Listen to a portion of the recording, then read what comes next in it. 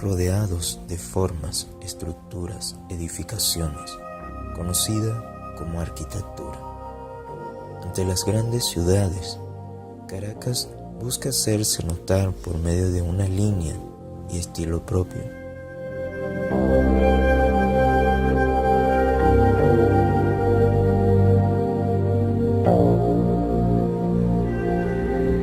Caracas es una ciudad que a lo largo de su historia como capital de Venezuela tuvo un proceso de crecimiento bastante disgregado. Casi que podríamos identificar 10 zonas claramente establecidas a partir de las cuales la ciudad de Caracas fue creciendo. La primera de ellas es el damero fundacional, son estas 25 cuadras que aparecen en el primer plano de Caracas en 1578 y es el plano de la fundación de la ciudad que fue producido por Juan de Pimentel. Alrededor de estas 25 cuadras es que surgió la capital y alrededor de la Plaza Bolívar fue cuando se empezaron a generar las primeras edificaciones que hoy son de valor patrimonial en la ciudad. En una segunda etapa se construya un modelo de ciudad que tenía más que ver con una ciudad obrera, que si bien no tiene un trazado regular, fue una operación que incluyó muchísima superficie construida casi equivalente a 3 veces el tamaño de las 25 manzanas fundacionales, que se denominó la Nueva Caracas. En esta urbanización Nueva Caracas diría que no hubo valores de arquitectura relativamente reconocibles ni valorados, digamos, en términos arquitectónicos, sino que fue más bien una arquitectura técnica que lo que hizo fue resolver problemas funcionales y de habitabilidad. De esta Nueva Caracas pasamos a un tercer modelo de arquitectura que podríamos encontrar en lo que fue el Paraíso. En la búsqueda de estas nuevas oportunidades dentro de la ciudad, la gente quiso alejarse del casco central buscando una vida más tranquila, una vida más cómoda, bajo el modelo de ciudad jardín norteamericano. Y bajo esta premisa surgieron entonces las villas en el Paraíso. Una vez que la ciudad decidió expandirse, lanzando o extendiendo un brazo hacia el este, empezó a crecer por paños separados. Estos paños o estas grandes áreas en realidad son los lotes de las antiguas haciendas que habían allí, que se daban entre el río Guaire y el Ávila y que estaban fragmentadas por quebradas. Cada una de estas fue de alguna manera desarrollada independientemente. Y es lo que hoy podemos identificar en la estructura de la ciudad de Caracas como las urbanizaciones del este. El impacto urbano más duro que ha tenido la ciudad y también de una manera más positiva desde mi punto de vista fue con la introducción de la arquitectura moderna en la ciudad de Caracas. Y esto tuvo su epicentro básicamente en los años 50, un poco antes en los años 40, con el proyecto de la ciudad universitaria desarrollado por Carlos Raúl Villanueva, donde desarrolló todos los criterios de ideales modernos relacionados con la arquitectura e incorporó el valor de las artes.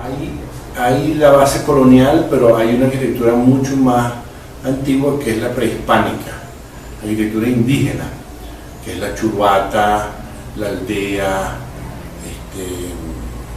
la canoa, el río, el palafito, incluso creo que el palafito es tanto más importante que la colonial porque es lo que había antes de que llegaran los españoles. Es un libro muy importante que no tiene ni un mes de estar en Caracas. Estamos hablando de una guía de arquitectura y urbanismo sobre Caracas y La Guaira. Es patrocinada por la Junta de Andalucía en España y el contenido fue desarrollado por el Instituto de Urbanismo de la Universidad Central de Venezuela. Es un proyecto muy ambicioso. Cuando se hace una pregunta tan comprometedora o tan complicada también, de creer que Caracas tiene un estilo, creo que amerita entender que de alguna manera es difícil de calificar si Caracas lo tiene, ¿no? Un factor clave que uno podría decir que identifica a Caracas es su enclave geográfico. De ahí en adelante, la posibilidad de encontrarnos con una arquitectura que identifique a Caracas pasa por reconocer que ha habido periodos, como en toda historia urbana y arquitectónica de cualquier país, entre los cuales está obviamente el periodo colonial.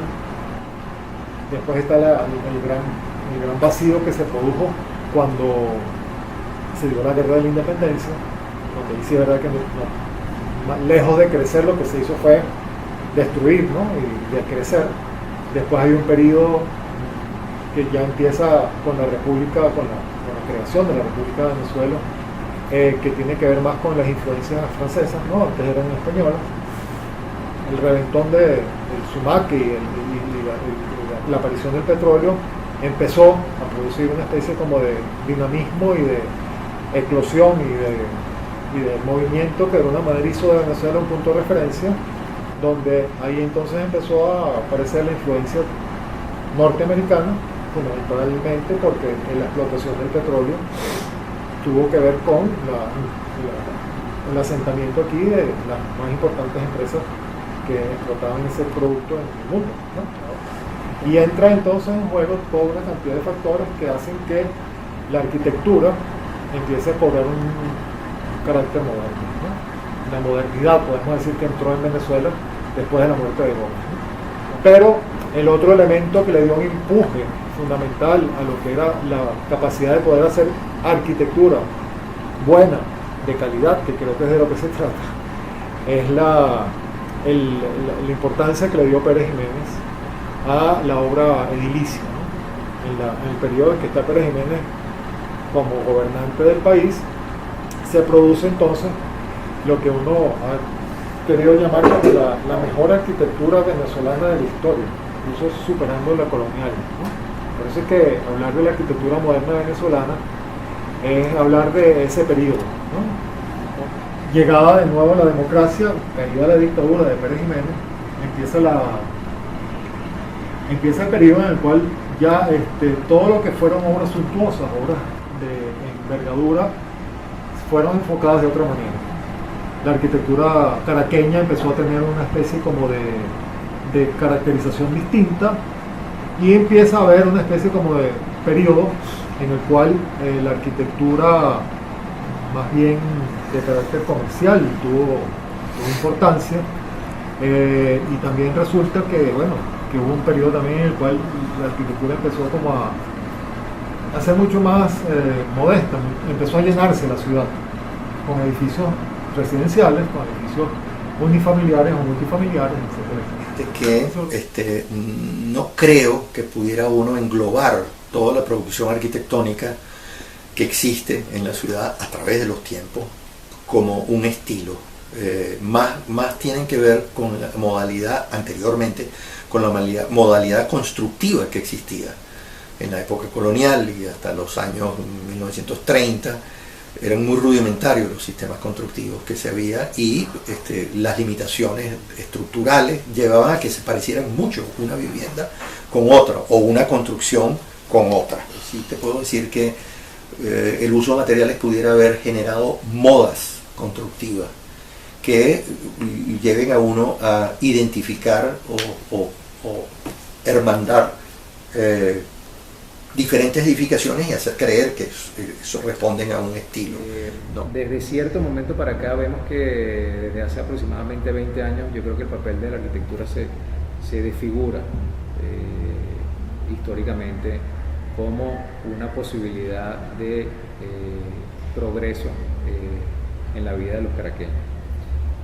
Y digo que se esfuma porque los ejemplos de buena arquitectura empiezan a ser cada vez menores, y hay un mecanismo en el cual la rentabilización o el poder conseguir beneficio económico por parte de las inversiones inmobiliarias gana mucho más peso que el valor de tener un buen edificio.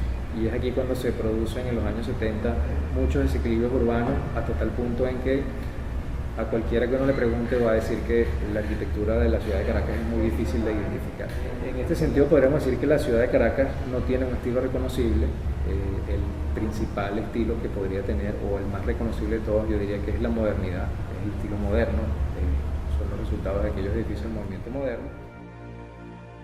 Yo diría que en la ciudad de Caracas patrimonio lo es tanto lo antiguo como lo moderno, ¿no?